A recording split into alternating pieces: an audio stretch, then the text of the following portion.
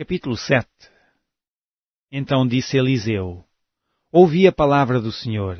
Assim diz o Senhor: Amanhã, quase a este tempo, uma medida de farinha haverá por um siclo e 2 medidas de cevada por um siclo à porta de Samaria. Porém um capitão em cuja mão o rei se encostava respondeu ao homem de Deus e disse: Eis que, ainda que o Senhor fizesse janelas no céu, poder-se-ia fazer isso? E ele disse: Eis que o verás com os teus olhos, porém daí não comerás. E 4 homens leprosos estavam à entrada da porta, os quais disseram uns aos outros: Para que estaremos nós aqui até morrermos? Se dissermos: Entremos na cidade, há fome na cidade e morreremos aí. E se ficarmos aqui, também morreremos. Vamos nós, pois, agora, e demos conosco no arraial dos Círios. Se nos deixarem viver, viveremos, e se nos matarem, tão somente morreremos. E levantaram-se ao crepúsculo, para irem ao arraial dos Círios, e chegando à entrada do arraial dos Círios, eis que não havia ali ninguém.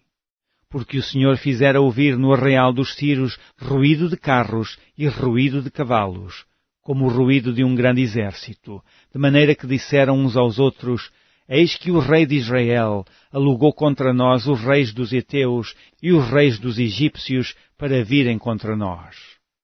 Pelo que se levantaram e fugiram no crepúsculo e deixaram as suas tendas e os seus cavalos e os seus jumentos e o arraial como estava, e fugiram para salvarem a sua vida.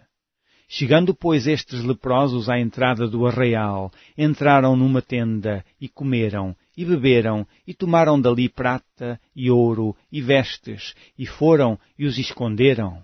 Então voltaram, e entraram em outra tenda, e dali também tomaram alguma coisa, e a esconderam. Então disseram uns para os outros: Não fazemos bem. Este dia é dia de boas novas, e nos calamos. Se esperarmos até à luz da manhã, algum mal nos sobrevirá, pelo que agora vamos e o anunciemos à casa do rei.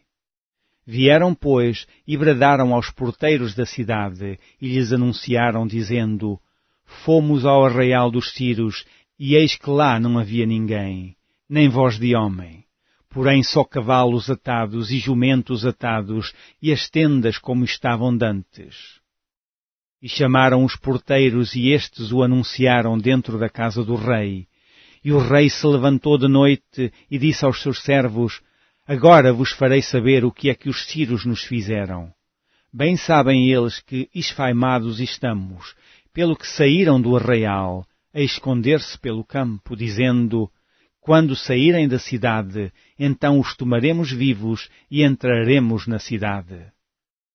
Então um dos seus servos respondeu e disse: Tomem-se, pois, 5 dos cavalos do resto que ficou aqui dentro, pois toda a multidão dos israelitas que ficaram aqui de resto terá a mesma sorte da multidão dos israelitas que já pereceram. Enviemo-los e vejamos. Tomaram, pois, 2 cavalos de carro, e o rei os enviou após o exército dos Círios, dizendo: Ide e vede. E foram após eles até ao Jordão, e eis que todo o caminho estava cheio de vestes e de aviamentos que os círios, apressando-se, lançaram fora, e voltaram os mensageiros e o anunciaram ao rei.